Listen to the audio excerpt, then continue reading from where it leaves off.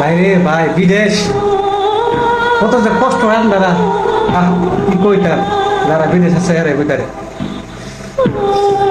এই দেখেন ভাই রান্না করতেছি এই যে মাছগুলা ভাজি দেখছেন তারপরে এই যে তরকারিগুলো করছি